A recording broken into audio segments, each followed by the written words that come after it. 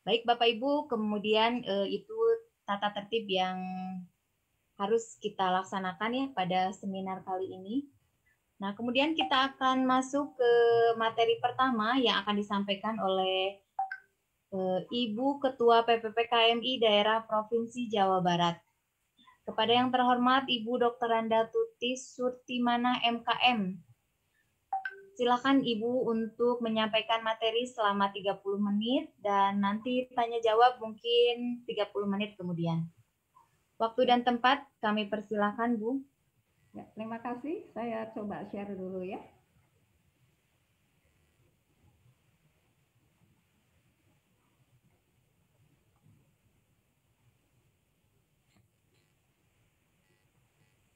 Apakah sudah muncul? Sudah, Bu. Oke, baik, Sudah. terima kasih. Ya, Bismillahirrahmanirrahim. Assalamualaikum warahmatullahi wabarakatuh. Waalaikumsalam warahmatullahi. Alhamdulillah, puji syukur.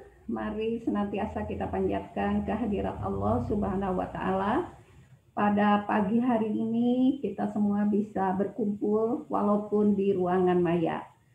Alhamdulillah kita dalam kondisi yang sehat pada kesempatan hari ini. Pertama-tama saya sampaikan terima kasih buat penyelenggara, yaitu Perkumpulan PPKMI Cabang Kabupaten Tasikmalaya yang telah menginisiasi kegiatan ini. Sebenarnya cabang Kabupaten Tasik ini adalah cabang yang terakhir ya. Waktu itu saya usulkan penetapannya, malah belum sempat dilantik ya. Ya, tapi tidak apa-apa. Pelantikan itu hanya pilihan saja, tidak menjadi kewajiban.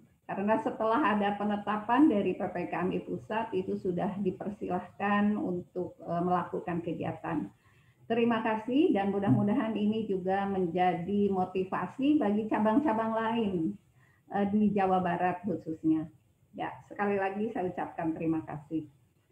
Pada kesempatan ini, tentu saya sampaikan juga selamat datang ya buat seluruh peserta. Saya lihat jumlahnya saat ini sudah ada 136 yang masuk sebagai partisipan.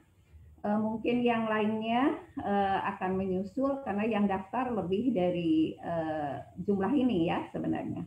Baik, pada kesempatan pertama ini saya terima kasih diberi kesempatan untuk menyampaikan beberapa hal dan saya beri judul atau topiknya adalah isu terkini mengenai profesi promotor kesehatan.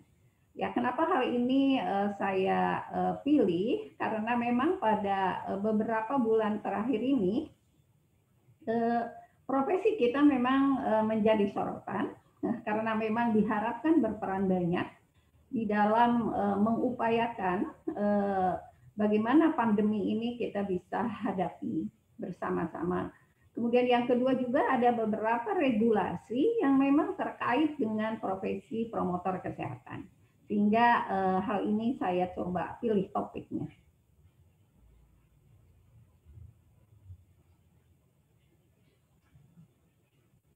Ya, mohon maaf nih agak telat biasanya kalau masuk ya. Oke, buat para peserta yang mungkin belum mengenal saya, nama saya tadi sudah diperkenalkan, Tuti Surtimana. Pendidikan terakhir saya adalah dari Magister Kesmas PKIP Universitas Indonesia. Oh, sudah lama sekali saya lulus tahun 96. Jadi mungkin barangkali ada yang belum lahir barangkali ya, atau masih di SD. Oke, saat ini saya menjabat Ketua Perkumpulan Promotor dan Pendidik Kesehatan Masyarakat Indonesia Daerah Jawa Barat dan baru saja kami itu ditetapkan yaitu pada bulan 2 bulan yang lalu lah dan masa bakti kami adalah sampai tahun 2024. Alamat saya tercantum di sana, ada HP, juga ada email yang barangkali ada teman-teman yang ingin kontak bersama kami. Saya adalah Purna Bakti dari Dinas Kesehatan Provinsi Jawa Barat. Sudah lama, sudah 8 tahun saya Purna Bakti, dan saat ini masih ikut mengajar di Stikes Dharma Husada Bandung. Ya, kemudian ya ada aktif di Muslimat NU Jawa Barat. Saya kira itu barangkali perkenalannya.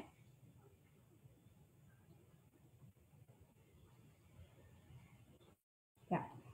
Ada beberapa bahasan yang saya akan coba sampaikan sebagai pemicu untuk kita diskusi nanti ya. Pertama adalah siapakah sih sebenarnya yang disebut promotor kesehatan. Kedua adalah bagaimana jalur pendidikan profesi promotor kesehatan di Indonesia.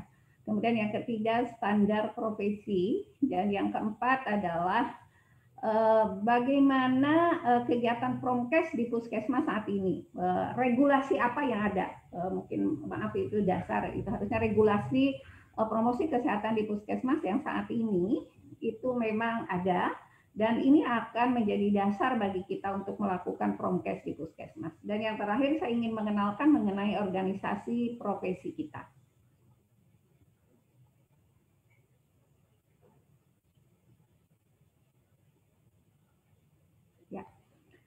Pertama kita lihat apa regulasi yang menjadi dasar bahwa profesi kita ini ada. Oke, di dalam Undang-Undang Negara Republik Indonesia Nomor 36 Tahun 2014 tentang tenaga kesehatan, salah satu jenis tenaga kesehatan adalah tenaga kesehatan masyarakat. Nah, di dalam tenaga kesehatan masyarakat ini ada beberapa jenis tenaga. Ya, salah satunya adalah tenaga promosi kesehatan dan ilmu perilaku. Nomenklaturnya memang seperti itu, tenaga promosi kesehatan dan ilmu perilaku. Tetapi di dalam organisasi profesi, kami menyebutnya profesi kita ini adalah promotor kesehatan dan pendidik kesehatan. Oke, jadi saya kira ini nomenklatur yang kita perlu tahu, tetapi sama gitu ya, artinya gitu. Jadi profesinya adalah sama. Ini memang tahun 2014, sedangkan PPKMI memang sudah jauh ada ya sebelum tahun 2014 ini.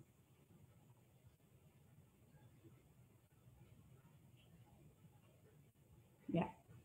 Nah, kemudian di dalam keputusan Menteri Kesehatan ini yang baru saja bulan Mei ini dikeluarkan dalam standar profesi tenaga promosi kesehatan dan ilmu perilaku, disebutkan bahwa siapa tenaga promkes dan ilmu perilaku ini, yaitu lulusan pendidikan diploma, magister, dan doktor promosi kesehatan, atau sarjana, profesi, magister, dan doktor kesehatan masyarakat, peminatan, promkes, atau pendidikan kesehatan dan ilmu perilaku, dan atau memiliki rekognisi pengalaman lampau di bidang promosi kesehatan. Ya, kemudian kompetensinya seperti tercantum di sini. Intinya adalah mengelola program KIE, mengelola program promkes, melakukan KIE, komunikasi, advokasi kesehatan, pemberdayaan masyarakat, dan melakukan penggalangan kemitraan. Nah, ini yang ada tertuang secara eksplisit di dalam standar profesi.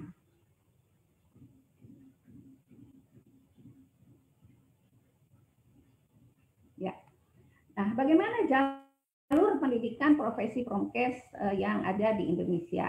Oke, sebenarnya dulu pernah ada D3 promkes, tapi ini saat ini sudah tidak ada. Tidak ada institusi yang membuka ini. Yang ada sekarang adalah D4 promkes itu di beberapa poltekkes, antara lain di Kota Bandung ya, di Poltekkes Bandung ada, dan di beberapa poltekkes lain. Nah, sebagian besar sekarang tenaga yang ada di lapangan adalah S1, Sarjana Kesehatan Masyarakat. Ya, jadi waktu 2 bulan lalu saya mengedarkan Google Form untuk mencoba melihat bagaimana karakteristik dari petugas promkes di Jawa Barat. Di puskesmas saya mendapat, dari puskesmas diperoleh 294. Itu 80% itu adalah S1 Sarjana Kesehatan Masyarakat, di mana dari 80% itu dari 100%, 30% itu berlatar belakang pendidikan promosi kesehatan. Jadi yang 50%-nya adalah S1 Sarjana Kesehatan Masyarakat yang non peminatan promkes. gitu ya. Itu yang ada saat ini di Jawa Barat dari 294. Memang tidak dari seluruh puskesmas yang kurang lebih 1.100 ya hanya seberberapanya yang mengisi, tapi gambarannya seperti itu. Nah, jadi sebagian besar memang sekarang ada di sini, ini mulai meluluskan, oke.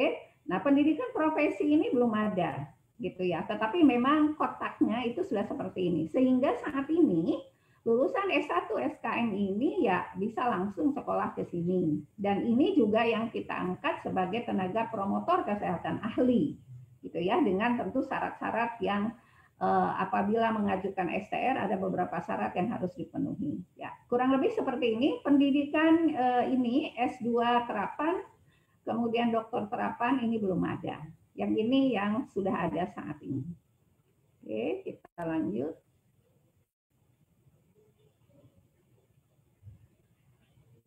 Ya, nah, bagaimana leveling dari tenaga promotor kesehatan di Indonesia? Oke. Jadi tadi digambarkan ada D3 sampai S3. Nah, jadi memang ada level yang ditetapkan oleh MTKI berdasarkan ini suratnya di bagian atas nomornya.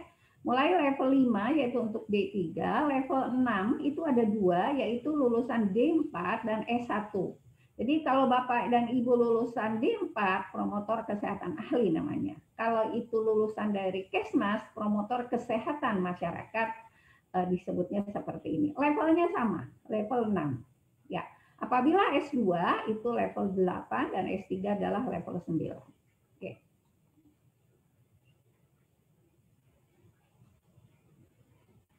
Ya. Bagaimana pola karir? Gitu ya. Apabila sebagai pegawai negeri, gitu ya, lulusan S1 D4 itu memulai itu di jabatan fungsional ahli pertama. Ya, kemudian ini adalah tingkatannya, dan apabila dari D3 gitu ya itu mulai dari pemula. Jadi seperti ini, dan kita lihat bahwa ini bisa naik sesuai pangkat jabatan di level sini. Ya. Jadi insya Allah kalau buat teman-teman Bapak Ibu yang sudah memilih sebagai jalur fungsional, ya silahkan untuk terus berkarya dan lakukanlah pengisian PAK gitu loh ya. Kemudian pencatatannya, kemudian juga untuk perpanjangan STR yang mudah-mudahan bisa mencapai pangkat yang optimal, yang maksimal bisa dicapai.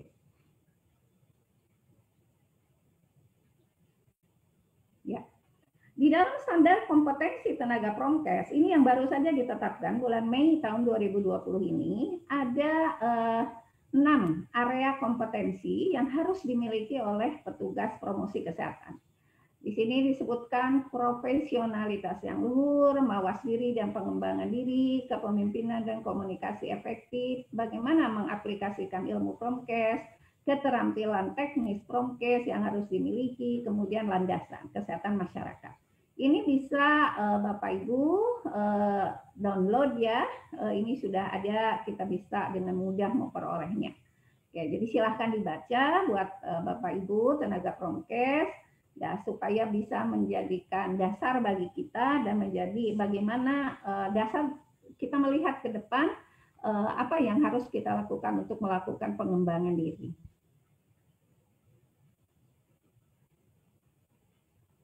Ya.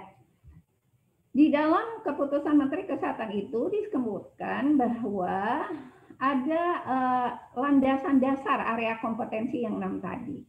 Yang ini adalah kompetensi inti sebenarnya dari petugas promosi kesehatan. Pertama adalah tentu harus punya ilmu. Ini yang kita peroleh di pendidikan formal atau melalui pelatihan-pelatihan gitu ya. Kemudian etika profesi, kita sudah punya etika profesi, silahkan download di www.pppkmi.org dan silahkan dibaca. Kemudian ini adalah strategi sebenarnya, dan strategi ini sekaligus harus merupakan kompetensi inti dari seorang petugas promkes. Kemampuan mengadvokasi, kemampuan melakukan pemberdayaan, dan bagaimana kita menggalang kemitraan. Ya, nah ini adalah skill yang harus kita miliki, skill komunikasi, skill kepemimpinan untuk bisa melakukan kegiatan-kegiatan pengelolaannya yang dilihat ini dituliskan di bagian luar. Mulai dari asesmen kebutuhan, perencanaan, implementasi, evaluasi, dan riset. Ya, semua ini nanti kita lihat itu tergambar kalau kita lihat di dalam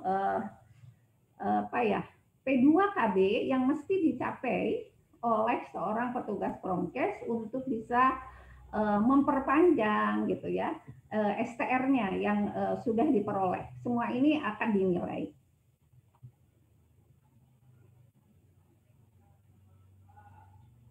Ya, di kita ada dua jenis pejabat fungsional penyuluh atau promosi kesehatan, yaitu Japung Ahli dengan latar dasar pendidikan adalah S1 dan ini adalah D3. Apa yang membedakannya? Yang membedakannya adalah kompetensi apa yang diharapkan dimiliki dan bagaimana dia berkiprah. Nah, kalau kita lihat ini adalah untuk terampil, lebih banyak di komunikasi, di pemberdayaan, dan semakin ke atas kecil di kemitraan dan advokasi. Sedangkan untuk Japung Ahli kebalikannya. Ya, seperti ini. Ya, ini adalah sasarannya, individu, kelompok, kemudian ini organisasi atau institusi, dan ini adalah pengambil keputusan. Ya, seperti ini.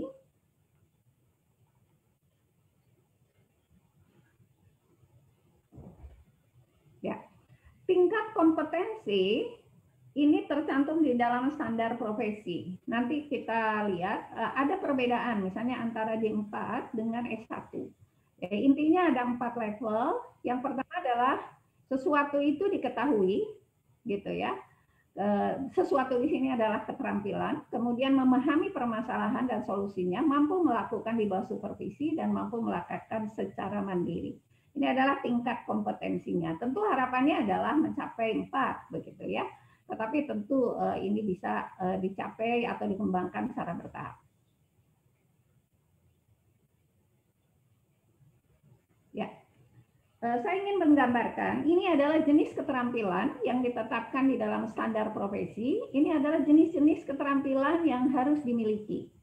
Dan ini adalah level berdasarkan tingkat pendidikan. Kalau kita lihat gitu ya, D4 level 6 itu memang di sini ada di tingkat 2 untuk di media dan pemberdayaan. Sedangkan S1 untuk public health atau Kesmas ya ini 1. Ini ada 2 begitu ya. Ini dan seterusnya. Kita lihat ini adalah jenis keterampilannya. Hari ini topiknya kan adalah mengenai penggunaan media sosial ya.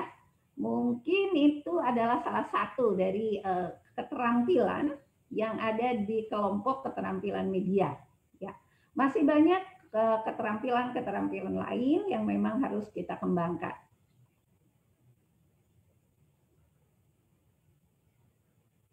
Ya, ini adalah keterampilan berikutnya, advokasi, jejaring kemitraan. Di sini bisa dilihat bahwa untuk S1 kesehatan masyarakat diharapkan ini ada di level kedua.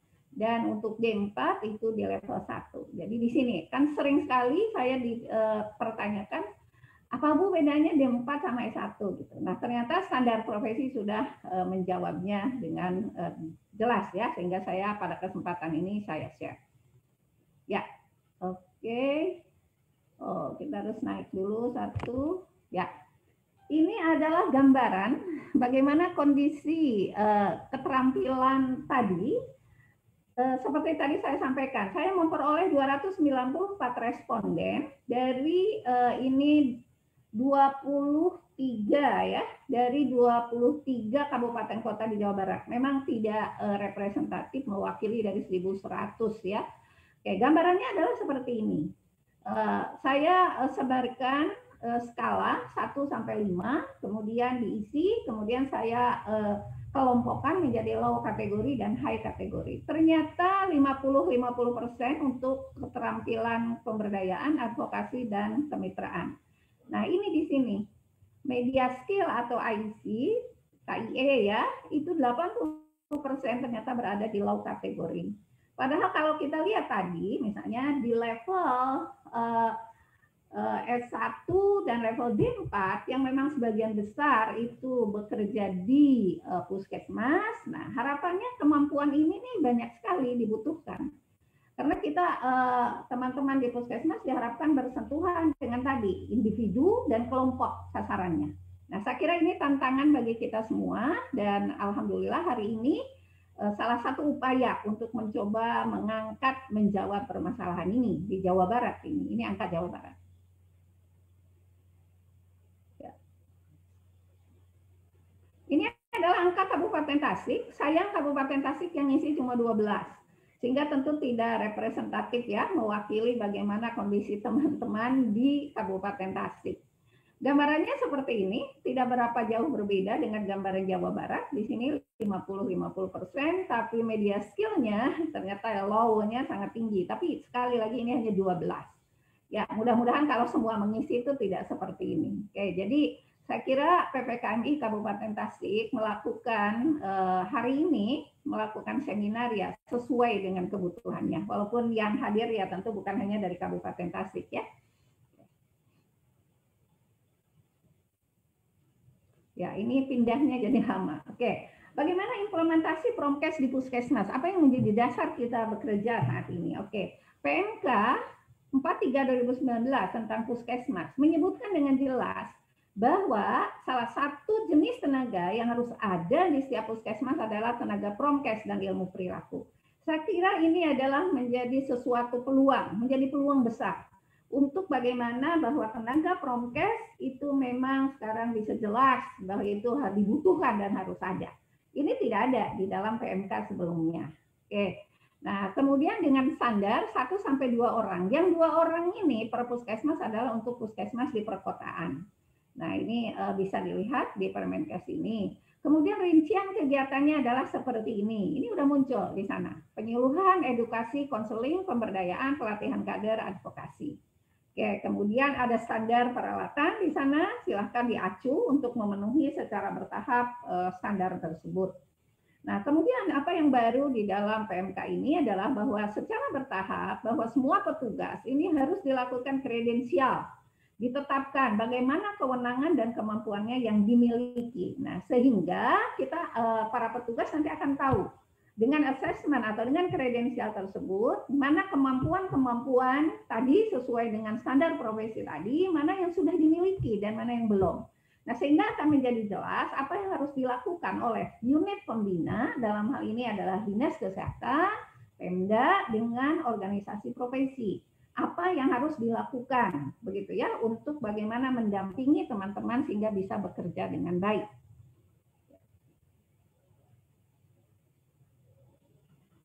Ya. Nah, bagaimana yang di rumah sakit? Di rumah sakit juga ada Permenkes 44 tahun 2018 ya, ini sudah lebih dulu. Di sana dikemukakan bahwa rumah sakit wajib menyelenggarakan PKRS. Oke, di sana cukup juga lengkap Permenkes ini.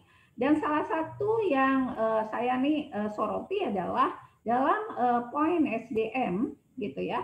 Memang kalau di rumah sakit itu semua bisa bergabung yang disebut PPA, profesional pemberi asuhan, itu bisa melakukan kegiatan KIE khususnya. Nah, tetapi ada klausul yang menyebutkan bahwa tenaga khusus promosi kesehatan itu juga perlu ada.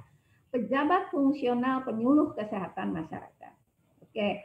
Nah, jadi saya kira apa yang tadi di Puskesmas dengan Permenkes 43, kemudian ini juga Permenkes tentang PKRS, bahwa peluang kerja gitu ya, alokasinya itu jelas gitu ya. Oke, saya kira ini adalah peluang yang baik bagi promosi promkes, bagi profesi promkes. Oke, nah terakhir ini adalah PPPKMI. Oke, ini di pusat, ini alamatnya ini sebenarnya sudah pindah. Oke, saya tidak sempat ganti. Ini adalah emailnya. Kemudian ini adalah hal silahkan diakses. Ini banyak hal yang bisa informasi diperoleh di sini. Ini adalah kami di Jawa Barat. Ini email kami pppkmi.jabar@gmail.com. Ya, ini adalah logo kita ya. Tadi juga dipampangkan. Ya, oke.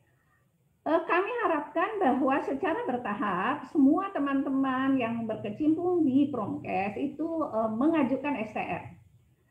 Nanti bahwa tanpa STR ini secara bertahap ya dianggap tidak memiliki tidak syah begitu ya, tidak ada pensyahan gitu dari organisasi profesi dengan dalam hal ini KTKI untuk bekerja sebagai tenaga Promkes. Oke, jadi buat Bapak Ibu yang belum memiliki STR, coba lihat di dalam tadi di webnya PPKMI apa persyaratan untuk memperoleh STR. Salah satunya adalah ya tentu ada pendidikan, harus ada sertifikat kompetensi yang karena belum ada uji kompetensinya bisa digantikan, begitu ya. Dan kemudian harus ada sumpah profesi. Oke, bagi yang belum, Jawa Barat akan mengadakan sumpah profesi pada tanggal 4 Oktober 2020 ini. Kami masih membuka sampai tanggal 26 pendaftarannya. Saat ini sudah ada hampir 140 orang. Oke, bagi yang masih tentu masih bisa. Tapi catatannya adalah memang harus sudah punya KTA PPPKMI. Nah, kalau misalnya sekarang belum, kayaknya apa keburu atau tidak ya bikin KTA gitu, dicoba aja. Oke, jadi itu salah satu syarat. Kemudian setelah punya STR harus apa? Harus terus belajar, gitu ya. STR ini harus diresertifikasi 5 tahun dan harus memperoleh 25 SKP PPPKMI. Nah, inilah yang harus juga ini artinya apa? Ini adalah belajar. Belajar untuk terus-menerus mengembangkan diri supaya lebih profesional. Jadi ini begini alurnya begitu ya. Oke.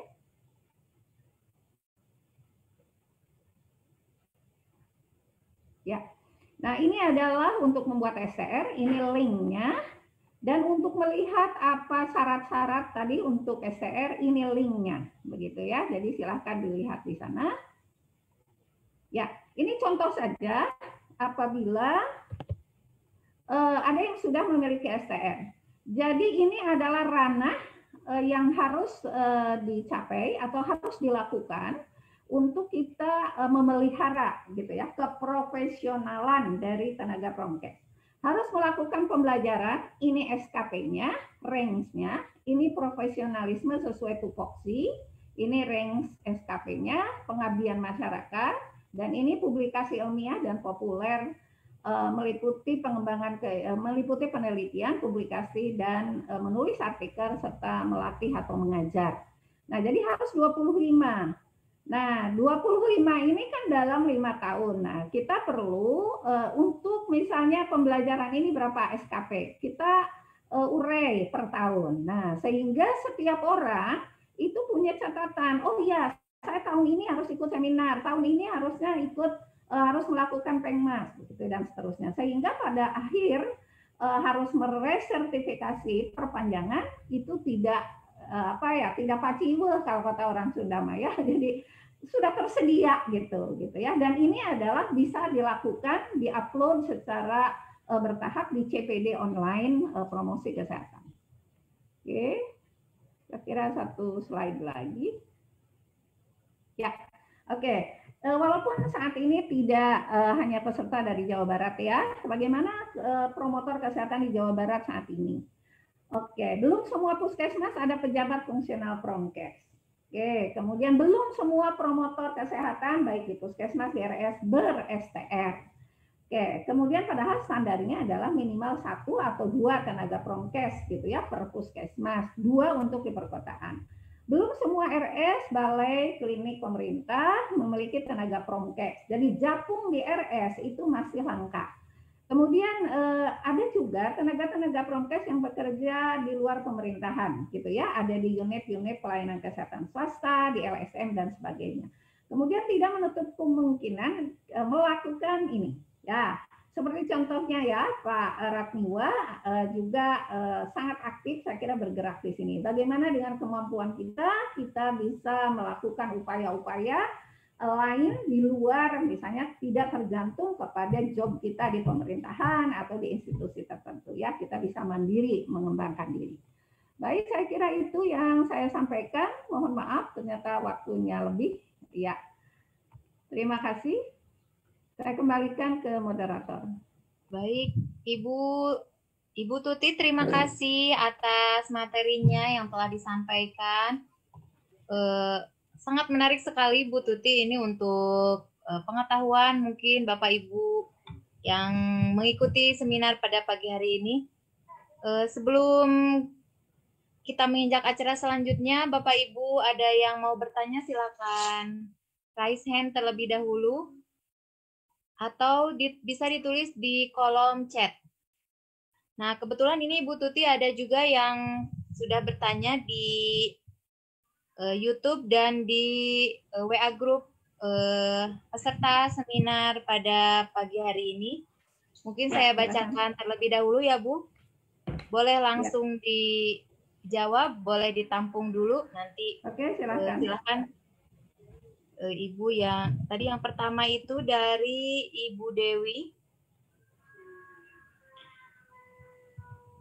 Ibu Dewi bertanya Ibu tentang STR yang masih beliau itu masih STR-nya berstatusnya IAKMI katanya Bu. Nah, tahun ini habis masa berlakunya. Kalau mau bikin STR ke PPPKMI, bagaimana caranya?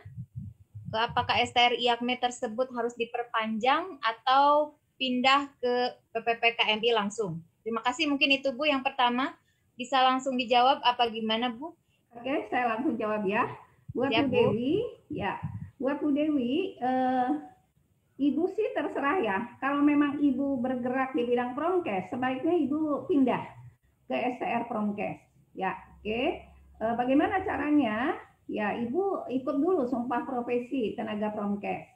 Kemudian Ibu coba pelajari link yang tadi saya sampaikan. Saya kira kalau Ibu sudah bekerja di promkes nggak sulit gitu ya, karena untuk menggantikan sertifikat kompetensi minimal itu kalau yang sudah bekerja minimal 1 tahun bekerja di bidang promkes. Nanti diminta mengupload buktinya, jadi surat tugasnya begitu ya. Ada surat tugas kapan mulai bekerja sampai kapan ditandatangani. Oke, jadi caranya adalah ya ikut Sumprov dulu, kemudian ikut KTA dulu, maksud saya buat KTA dulu itu di CPD online PPPKMI, kemudian ikut Sumprov, kemudian masuk ke web KTKI untuk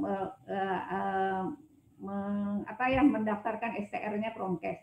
Nanti statusnya adalah alih profesi gitu ya. Jadi bukan buat baru ya, karena sudah pernah buat STR gitu ya, pernah buat STR apapun. Ini juga berlaku bukan hanya untuk Kesmas, misalnya ada yang dulunya bidan, ada yang dulunya perawat sekolah, kemudian ingin pindah. Nah, sekarang saya ingin STR itu hanya satu loh boleh ya, sampai saat ini di negara kita STR tenaga kesehatan itu hanya boleh satu. Jadi nanti alih profesi gitu ya, milih waktu kliknya adalah alih profesi. Saya kira itu buat Bu Dewi. Siap Ibu, terima kasih jawabannya. Mudah-mudahan Bu Dewinya puas. Karena ini Bu, puas hubungi email kami. Ya. Siap, nanti bisa berlanjut di belakang layar ya Bu ya. Ya, kemudian ini Bu ada pertanyaan juga yang kedua dari ini dari pemateri kita juga nih Bu, Kang Niwa. Ya. Selamat pagi nih Kang Niwa. Kang Niwa. Ya, katanya gini Bu, Assalamualaikum, kami dari Kesmas ID menerima tulisan artikel baik berupa artikel tips kesehatan, opini maupun reportase kegiatan di institusi. Apakah publikasi di media tersebut bisa membantu menambah SKP Promkes? Itu katanya Bu. Silakan Bu. Ya, oke. Terima kasih Kang Niwa. Mungkin nanti ini menjadi salah satu dari tadi ranahnya ya, ranah untuk melakukan publikasi. Itu ya, jadi di sana, tapi memang ini bukan jurnal berarti ya, karena kalau jurnal kan ada ketentuannya. Berarti ini adalah kita masukkan penulisan artikel di di publikasi yang sifatnya populer gitu. Ya, saya kira bisa. Nanti berapa besarnya SKP-nya gitu itu nanti bisa dilihat di CPD online. Ya, dimasukin saja. Terima kasih Kang Niwa ya. Nanti bisa menjadi salah satu pilihan bagi teman-teman. Tapi teman-teman mohon diingat ya bahwa tulisannya harus ilmiah ya. Ilmiah ya. Memenuhi kaidah-kaidah ilmiah begitu loh ya. boleh aja sih yang populer, tapi mungkin kan harapannya di ranah itu adalah sebenarnya adalah tulisan ilmiah gitu ya. Nanti secara bertahap kita juga lakukan pelatihan misalnya untuk bagaimana menulis, mengasah lagi lah ya. Karena semua juga kan sudah pernah menulis karya ilmiah waktu sekolah, tapi kadang-kadang karena sibuk dengan bekerja, kemudian kadang-kadang lupa lagi nulis tujuan khusus saja. Kalau saya melihat misalnya makalah dari teman-teman yang ikut teladan ya gitu, aduh ini kok tujuannya begini gitu, lupa memang gitu ya. Itulah yang harus kita terus tadi gitu ya, kita harus terus belajar gitu lah, kita diingat lagi, direfresh lagi. Oke, terima kasih Kang Niwa. Terima kasih Ya. Bu Tuti, jawabannya mungkin ini bisa menambah informasi buat Kang Niwa ya. Itu pemateri juga pada siang hari ini nih Bu Tuti. Kemudian ada lagi nih yang bertanya dari Kabupaten Garut Bu. Bagaimana pengembangan ASN yang berlatar belakang dengan pendidikan S2 Promkes? Apakah bisa bekerja di luar instansi kesehatan? Baik Ibu, silakan mungkin bisa dijawab langsung dari ya. Pak Ubaidillah. Pak Ubaidillah ya dari Garut. Sebenarnya ya bisa saja sih bekerja, apalagi kalau memang penugasannya seperti itu. Cuma barangkali catatannya adalah japungnya barangkali nanti hilang ya, gitu. Kecuali memang ditempatkan di luar, tetapi masih di area promosi kesehatan, mungkin masih bisa. Nah, itu di mana gitu? Itu tentu case by case ya, harus dilihat. Kemudian juga kalau terkait sama STR, nanti di profesionalismenya itu kan harus mengerjakan tupoksi. Tentu tupoksi itu kan terkait dengan kegiatan-kegiatan Promkes tadi ya, ada advokasi, ada kemitraan, ada pemberdayaan, KIE gitu. Nah, apakah itu masih dilakukan kalau bertugas di luar dinas kesehatan atau di luar institusi-institusi yang memang punya tugas gitu ya, punya jobnya untuk promosi kesehatan. Saya kira itu. Jadi itu sangat tergantung kepada di mana sih di luar dinas kesehatannya itu gitu ya. Oke, saya kira itu buat Pak Ubaidillah dari Garut. Ya. Terima kasih Bu Tuti atas jawabannya. Ini masih ada waktu ya Bu, kita buka sesi termin kedua ya Bu, 10 menit lagi. Boleh, ya, silakan. Ada yang bertanya nih Bu, Assalamualaikum Bu Tuti, apakah membuat STR Promkes harus mengikuti pelatihan Japung Promkes? Dari Bu Yulita Bu Tuti dari Cililin, Kabupaten Bandung. Silakan Bu. Oke. Bu Yulita dari Cililin ya, Kabupaten Bandung. Gini, pertama adalah kalau Ibu udah sebagai petugas Promkes, itu Ibu udah berapa lama? Kalau Ibu sudah lebih dari 1 tahun atau minimal 1 tahun, itu bisa sebagai salah satu syarat untuk membuat STR. Begitu loh ya. Di samping syarat lain tentunya loh ya, bahwa pendidikan Ibu, begitu pendidikan Ibu tuh apa gitu loh ya. Kalau misalnya Ibu SKM, saya kira itu cukup. Tapi kalau Ibu misalnya dulunya D3 kebidanan misalnya begitu, itu akan beda lagi Bu, gitu ya. Itu bisa kita harus lihat di dalam link tadi ya Bu, jadi pelajari Ibu kira-kira ada di mana dan apa yang harus Ibu lakukan. Apakah harus pelatihan jabatan fungsional? Ini pelatihan jabatan fungsional Promkes ini kan salah satu syarat di aspek lain adalah untuk diangkat menjadi jabatan fungsional Promkes. Kalau sudah jadi pejabat fungsional Promkes itu sebenarnya langsung bisa ngajuin STR. Kemudian kalau lihat sekarang dipermudah lagi, kalau udah latihan Japung ini, Japung ahli maupun terampil, misalnya sesuai dengan pendidikannya, itu sudah bisa melakukan atau mengajukan STR.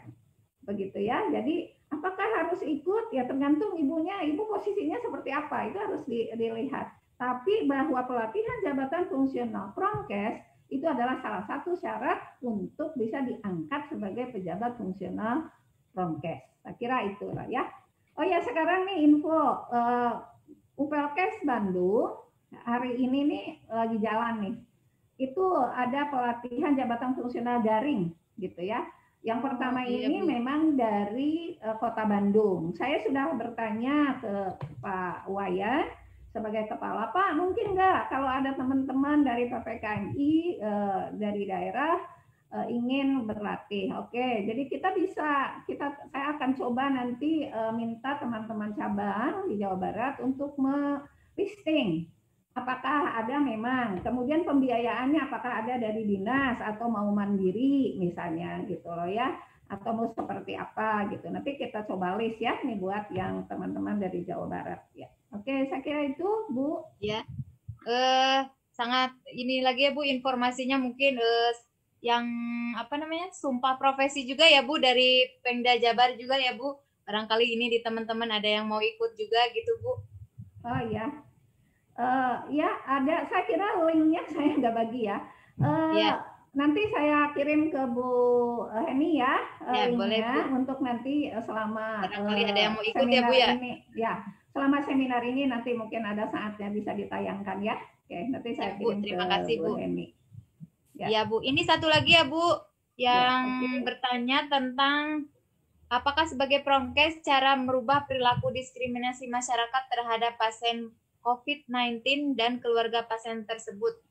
Mungkin ini peran Promkes mungkin ini Bu untuk merubah perilaku diskriminasi. Ini kan sekarang banyak stigma nih Bu ya untuk pasien COVID-19 dan keluarga. Bagaimana caranya katanya Bu sebagai Promkes mungkin di masyarakat?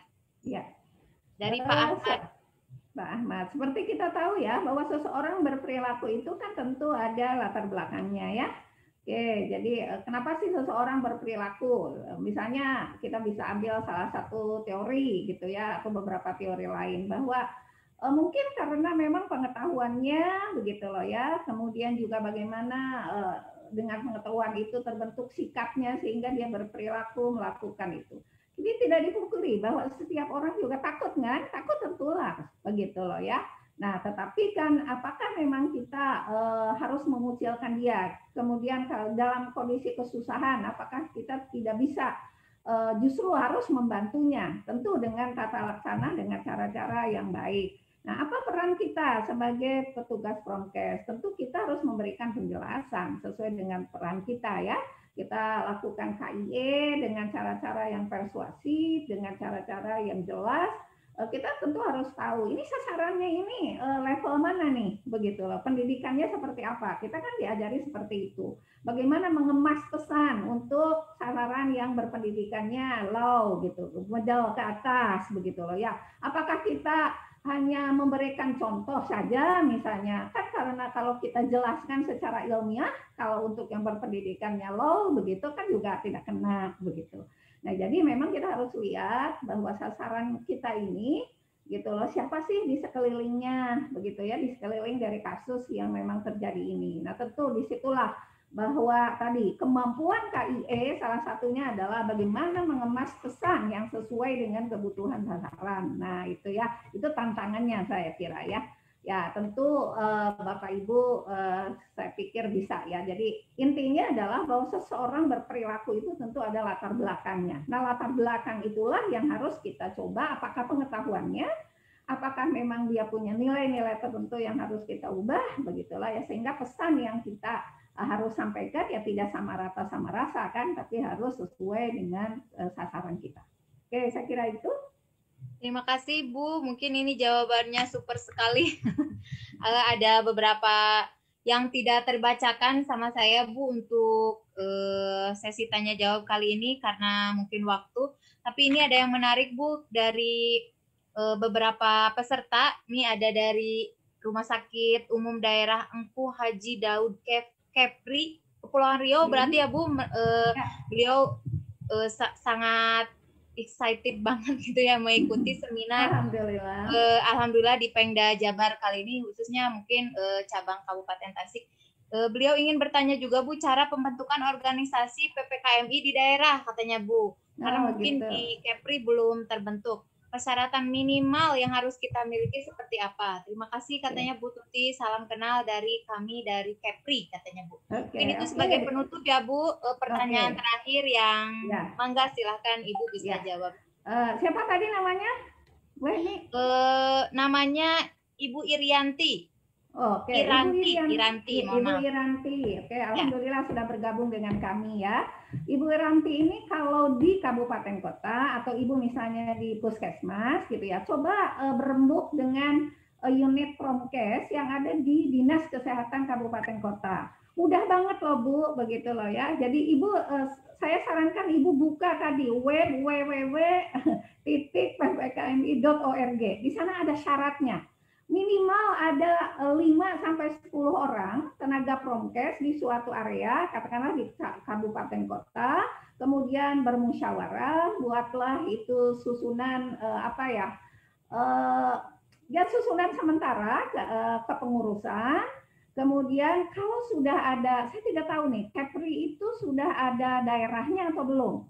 Kalau sudah ada di provinsinya, maka itu usulkan ke PPKMI daerah provinsi, gitu ya. Saya tidak tahu persis nih, Riau itu sudah ada atau belum. Kalau belum, itu silakan ajukan langsung ke PPKMI pusat. Langsung aja ke emailnya yang tadi, pppkmi.pusat@gmail.com.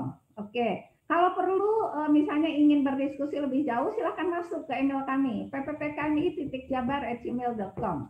Oke, Bu Hani ini juga nggak mudah, nggak sukar kan, Bu Hani bikin Jabar? Iya, sangat mudah Bu. Asal ada komunikasi ya Bu. Ya, asal ada komunikasi. Kalau sudah ada daerah, harus via daerah. Tetapi kalau tidak ada, ya bisa langsung ke pusat. Maaf, saya tidak tahu persis apakah sudah ada nggak kepengurusan PPKMI daerah di Kepri, begitu ya. Oke, Ibu, dengan senang hati saya bisa membantu. Silahkan kontak kami di email kami. Oh, belum ada tuh katanya. Oke, kalau belum ada, Ibu langsung aja kontak ke PPKMI pusat. Pusat ya. Oke, ya.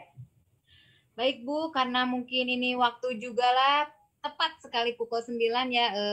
Mungkin kita akan beranjak ke acara selanjutnya. Ini terima kasih banyak Bu dari kami, mungkin untuk dari panitia khususnya atas waktu dan kesempatan yang telah Ibu berikan, materi maupun sesi tanya jawab tadi yang telah diberikan kepada peserta akan menambah informasi sekali, mungkin ilmu dan pengalaman bagi kami. Dengan sangat hormat, mungkin mangga Ibu mau stay di sini sampai akhir atau mau leave. Jika Ibu berkenan mungkin bisa ikut sampai jam 1 siang. Terima kasih Ibu sekali lagi. Sama-sama. Mungkin kalaupun kita tatap muka bisa applause bareng-bareng untuk Bu Tuti. Hatur nuhun. Terima kasih Bu Tuti. Baik. Bapak Ibu yang kami hormati, kita beranjak. Sebentar. Siap. Saya ingin mengucapkan terima kasih sekali lagi buat Sabang Tasikmalaya, kemudian juga buat narasumber. Kang Iwa ini sudah banyak membantu kita di Jawa Barat, tidak lelah untuk mungkin ada cabang-cabang lain yang memang memerlukan. Ya, terima kasih atas share ilmunya. Cuma memang kita ada hal-hal yang memang harus tetap kita ikuti ya dalam tata cara kita melakukan seminar, harus mengajukan SKP dan sebagainya, itu tentu adalah aturan yang harus kita ikuti. Oke, terakhir sekali tanggal 24 September ini di Jawa Barat akan ada kegiatan GEMA ya, Gerakan Bersama untuk Lawan COVID-19. Yuk kita sharekan pesan 3M minimal gitu loh ya, minimal nih karena kita lagi cerita medsos, minimal ke 5 WAG misalnya kita share pesan itu. Oke, mudah-mudahan seluruh masyarakat di Jawa Barat bisa mendapat informasi tentang 3M dan terdorong untuk itu. Oke, yang kedua adalah ikut ya. Jadi sekali lagi bagi yang memang memerlukan Sumprov, kami masih membuka pendaftaran sampai tanggal 26. Nanti kan saya share ke Bu Heni, mudah-mudahan nanti bisa ditayangkan. Dan nanti buat teman-teman yang ikut Sumprov, kami ada webinarnya dan itu gratis, sudah masuk di dalam biaya Sumprov. Tetapi nanti kami akan menawarkan juga ada webinarnya nanti. Memang kami belum share karena kami ingin tasik dulu. Tasik dulu selesai baru kami share bahwa kami akan melakukan webinar. Webinarnya adalah kita akan lihat bagaimana prospek profesi kita ke depan dan ada share pengalaman dari salah satu tenaga Promkes di Puskesmas di Jawa Barat. Nah, buat teman-teman yang masih yang berkenan untuk ikut, nanti kami akan share juga linknya ya. Oke, terima kasih Bu Heni, terima kasih Bu Tuti. Ya, terima kasih informasinya. Izin saya live keluar. Siap Bu Nah, Tuti. Siap. mudah-mudahan lancar. Nanti kalau Amin, saya amin. ada waktu, saya masuk lagi nanti lihat. Siap ya, Bu Tuti. gitu. Tapi Hatur ada kegiatan nuhun. Terima Bandung, kasih Ya, atas waktunya. wassalamualaikum warahmatullahi Waalaikumsalam wabarakatuh. warahmatullahi wabarakatuh. Baik Bapak Ibu yang kami hormati, kita beranjak ke acara yang selanjutnya. Tak lupa kami ingatkan juga untuk Bapak Ibu yang akan